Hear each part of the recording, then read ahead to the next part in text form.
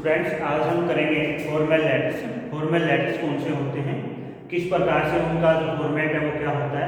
तो formal letters यानी letters को दो कैटेगरी में डिवाइड किया जाता है, फॉर्मल और इनफॉर्मल लेटर्स। फॉर्मल लेटर्स सबसे पहले हम उसमें देखते हैं कौन कौन से होते हैं और उनमें क्या क्या चीज़ें आती हैं, such as business letters, official और टू द एडिटर्स। ये जो लेटर्स होते हैं इनको हम फॉर्मल लेटर्स में काउंट करते हैं, यानी किसी बिजनेस के लिए लिखा जाता है जो लेटर, जैसे कोई हम इंक्वायरी कर रहे हैं, कोई ऑर्डर दे रहे हैं या कोई कंप्लेन हम कर रहे हैं तो बिजनेस लेटर्स में आते हैं। ऑफिशियल है, कोई भी हम सूचना देते हैं किसी ऑफिस से या हम कोई शिकायत करते हैं या कोई हम सुझाव देते हैं ऑफिस के अंदर जो लिखा जाता है किसी भी ऑफिस को, जैसे एसडीएम को है, एक्सएम को है, पीडब्ल्यू डिपार्टमेंट में, इलेक्ट्रिसिटी डिपार्टमेंट में, वो सारे आते हैं हमारे ऑफिशियल लेटर्स में। एडिटर को हम लेते हैं समाज की कोई भी समस्या है उसके बारे में जागरूक करने के लिए, अपने को सुझाव देने के लिए जो एडिटर को लेटर लिखा जाता है वो हम होते हैं टू द एडिटर। तो फॉर्मल लेटर्स के अंदर हमारे बिजनेस लेटर्स, ऑफिशियल लेटर और लेटर टू द एडिटर्स आते हैं। तो सबसे पहले हम इसका फॉर्मेट लेते हैं बिजनेस लेटर के अंदर, प्लेसिंग एन ऑर्डर। अगर हमें कोई ऑर्डर किसी को प्लेस करना है तो उसका फॉर्मेट हमारा सबसे पहले क्या होता है।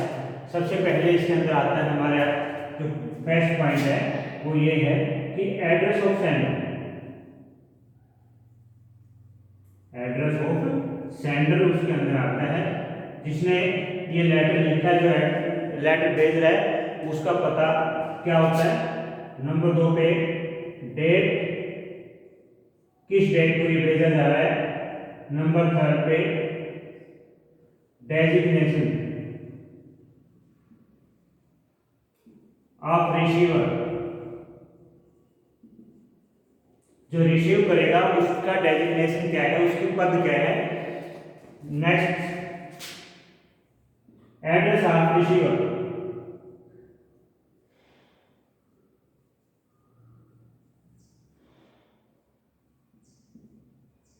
जो रिसीव करने वाला है उसका एड्रेस क्या है, किस पते पे हम उसको भेजेंगे। सब्जेक्ट, किस विषय के लिए हम लिख रहे हैं वो सब्जेक्ट हम यहाँ मेंशन करते हैं कि हमारा जो ये लेटर है किस विषय पर आधारित है। नेक्स्ट, सैल्यूटेशन, जो हम लिखते हैं सब्जेक्ट के बाद में respective ma'am, respective sir, salutation के रूप में। फिर उसके बाद आ जाते हैं हमारे body of letter,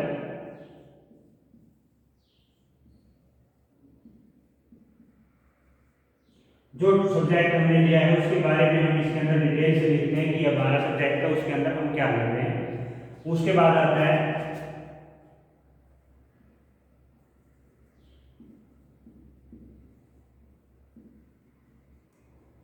complementary remarks. Complimentary remark, yours affectionately, yours sincerely, yours truly, इस प्रकार से इसके अंदर लिखा जाता है। और फिर आता है नेम ऑफ सेंडर। ये हमारा फॉर्मेट है। सबसे पहले एड्रेस ऑफ सेंडर, जो भेजने वाला है उसका एड्रेस है, फिर डेट है, डेजिग्नेशन ऑफ रिसीवर है, फिर एड्रेस ऑफ रिसीवर है, फिर सब्जेक्ट है, फिर सैल्यूटेशन है, बॉडी ऑफ द लेटर है, कॉम्प्लीमेंट्री रिमार्क्स है और नेम ऑफ सेंडर लास्ट में लिखा जाता है। अब हम लेते हैं एक एग्जांपल इसके अंदर, फॉर प्लेसिंग ऑर्डर।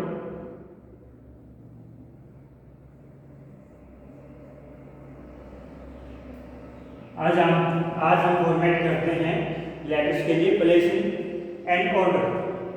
सबसे पहले हमने किया एड्रेस ऑफ सेंडर, जिसको हम लिख रहे हैं, जो व्यक्ति लिख रहा है उसका एड्रेस आएगा। मोस्टली एग्जाम्स के अंदर एड्रेस दिया होता है, 95% एड्रेस आपको दिया हुआ मिलेगा। अगर फिर भी दिया हुआ नहीं है तो हम अपनी तरफ से उसमें लिख सकते हैं एग्जामिनेशन हॉल, जो सिटी आता है उसके स्थान पर हम ABC या कुछ भी लिख सकते हैं।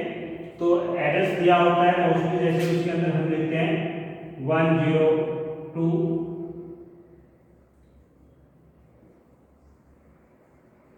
रामनगर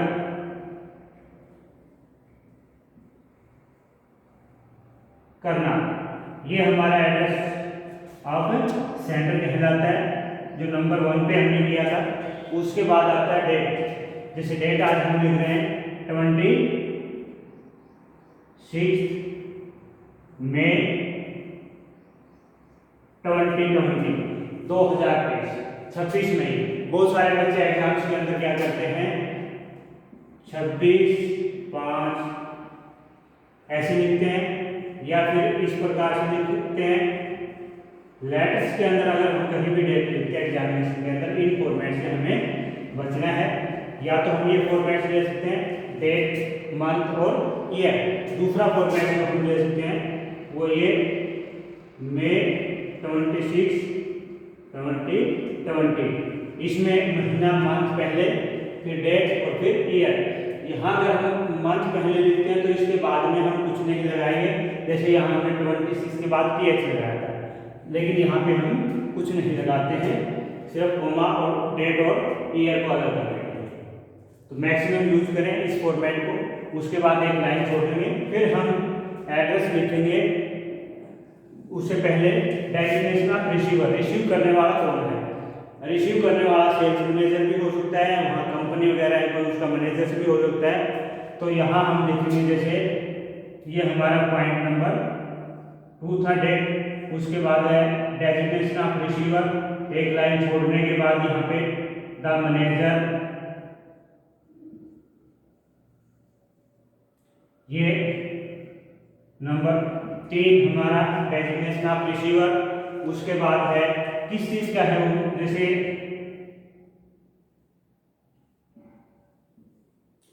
मोहन इलेक्ट्रॉनिक्स लिमिटेड, और वो कहाँ की कंपनी है, उसका एड्रेस क्या है, सच है सेक्टर 28 हिसार। ये हमारा point number 4 address of receiver, receive करने वाले का ये एड्रेस है। उसके बाद नंबर 5 पे हमारा सब्जेक्ट। सब्जेक्ट रखेंगे हम अपना ऑर्डर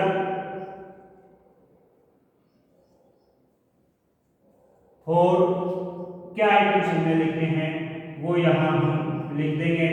ऑर्डर्स हमारा स्कूल लाइब्रेरी बुक्स का भी हो सकता है, स्कूल फर्नीचर का भी हो सकता है, स्पोर्ट्स इक्विपमेंट का भी हो सकता है, इलेक्ट्रॉनिक्स आइटम्स का भी हो सकता है, क्रॉकरी आइटम्स का भी हो सकता है। मतलब हम जो ऑर्डर है वो कई चीज़ों के लिए हम रख सकते हैं। फॉर्मेट हमारा उस चीज़ के लिए यही होता है। तो सब्जेक्ट ऑर्डर फॉर जिस भी आइटम्स के लिए हम लिख रहे हैं वहाँ पर फॉर आइटम्स यहाँ पे हम लिख देंगे कि हमारे किस चीज़ के आइटम है, स्पोर्ट्स है या किस चीज़ के आइटम्स है। उसके बाद नंबर 6 पे सैनिटेशन, रिस्पेक्टेड सर या मैम। बहुत सारे बच्चे इसमें यहाँ पे ऐसे करते हैं, रिस्पेक्टेड सर या रिस्पेक्टेड मैडम। एग्जाम में हमें इस चीज़ से बचना चाहिए।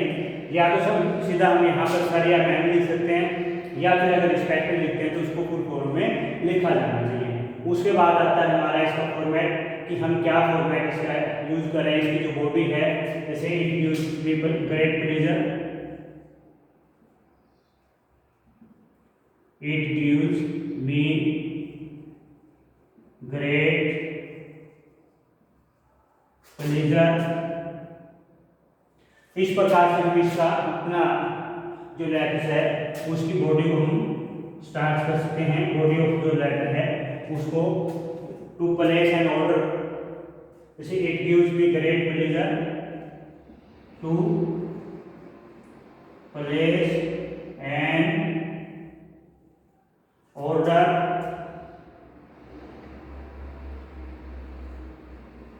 For the following items of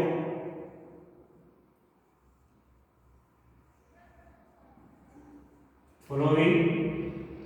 अब आइटम्स कौन से हैं वो हमने यहाँ लिखना है।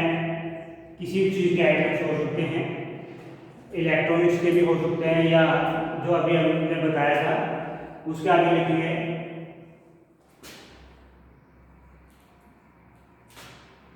send us the following items as per quoted in your price list.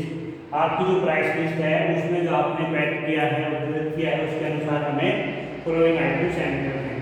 Items में क्या करेंगे हम यहाँ पे नंबर 1 सीरियल नंबर 1 2 3 यानी कितने हम आइटम्स मंगवा रहे हैं। उसके बाद नेम ऑफ आइटम, उस आइटम का नाम क्या है या आइटम सीधा आइटम्स कह दो यहाँ पे नेम ऑफ आइटम्स। और फिर उसके बाद क्या लिखेंगे यहाँ पे उसकी क्वांटिटी, कितनी मात्रा हमें चाहिए, वो क्वांटिटी हमारी कितनी भी हो सकती है, ये इस प्रकार से हम लिखेंगे। उसके बाद नीचे आएगा उसका please ensure that, please ensure that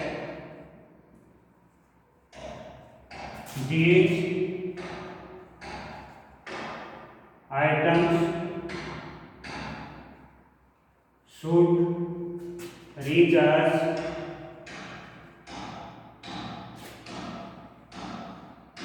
without any damage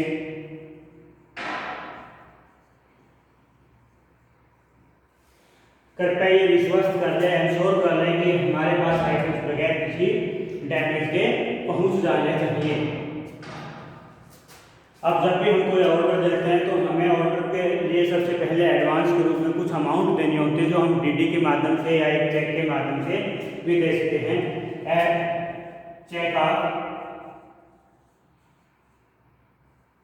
₹12,000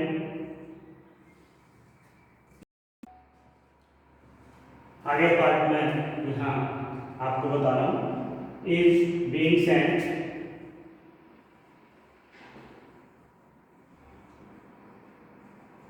as an advance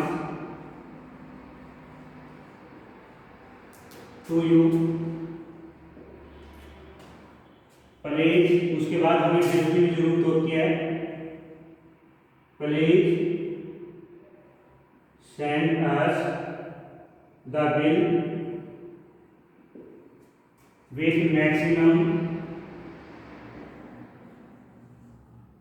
discount, maximum discount करते हुए हमें ये बिल भेज दें। ये हमारा बॉडी आ जाता है, इसके अंदर हम आइटम्स किसी भी चीज़ का आइटम्स हैं वो हम उसके लिए ऑर्डर कर सकते हैं। उसके बाद आता है कॉम्प्लीमेंट्री रिमार्क्स, जैसे यूवर्स ट्रूली।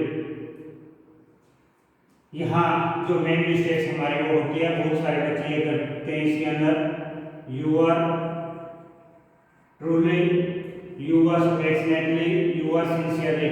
कोई भी चीज़ हम लिख सकते हैं, या तो भाई इसका हम छोटा कर देते हैं, जो फर्स्ट लेटर है वो हमारा बड़ा है, मेन पॉइंट्स नोट करने वाला ये है। दूसरा, बच्चे जो बड़ा करते हैं वो यहाँ पे एस लगाना छोड़ देते हैं, यूवर्स होता है ये यूवर ट्रूली लिख देते हैं सीधा। और जो तीसरी मिस्टेक करते हैं बच्चे वो ये करते हैं अपोस्ट्रोफी का यूज कर देते हैं ऐसे प्रो, जबकि अपोस्ट्रोफी का यूज यहाँ नहीं होता। तो ये मेन चीज नोट करने वाली है कि यूवर्स ट्रूली, ये हमारा point number 7 complementary remarks.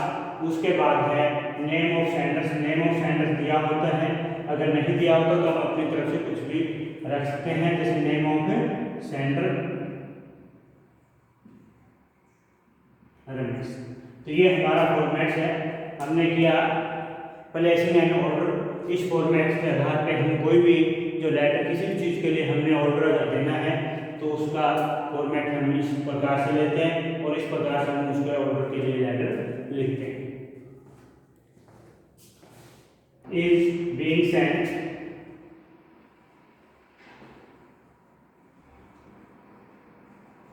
as an advance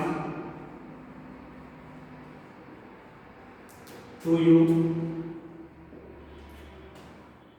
please, उसके बाद हमें बिल की भी जरूरत होती है, प्लीज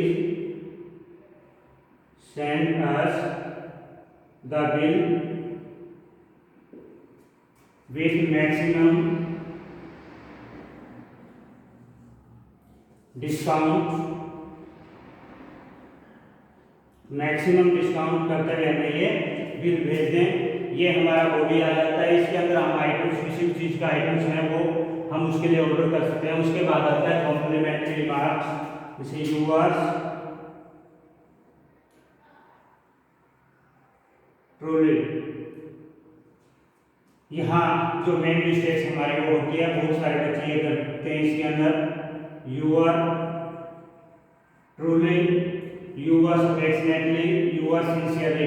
कोई भी चीज़ हम लिखते हैं या तो भाई इसका हम छोटा कर देते हैं, जो फर्स्ट लेटर है वो हमारा बड़ा है, मेन पॉइंट्स नोट करने वाला ये है। दूसरा, बच्चे जो बड़ा करते हैं वो यहाँ पे एस लगाना छोड़ देते हैं, यूअर्स होता है, ये यूअर ट्रूली लिख देते हैं सीधा। और जो तीसरी मिस्टेक करते हैं बच्चे वो ये करते हैं, अपोस्ट्रोफी का यूज कर देते हैं ऐसे पूर्व, जबकि अपोस्ट्रोफी का यूज यहाँ नहीं होता। तो ये मेन चीज नोट करने वाली है कि यूअर्स ट्रूली, ये हमारा पॉइंट नंबर 7 कॉम्प्लीमेंट्री रिमार्क्स। उसके बाद है name of senders. Name of senders दिया होता है, अगर नहीं दिया होता तो हम अपनी तरफ से कुछ भी रख सकते हैं, जैसे नेम ऑफ सेंडर रमेश। तो ये हमारा फॉर्मेट्स है, हमने किया प्लेसिंग एन ऑर्डर। इस फॉर्मेट्स के आधार पे हम कोई भी जो लेटर, किसी भी चीज़ के लिए हमने ऑर्डर अगर देना है तो उसका फॉर्मेट हम इस प्रकार से लेते हैं और इस प्रकार से हम उसके ऑर्डर के लिए लेटर लिखते हैं।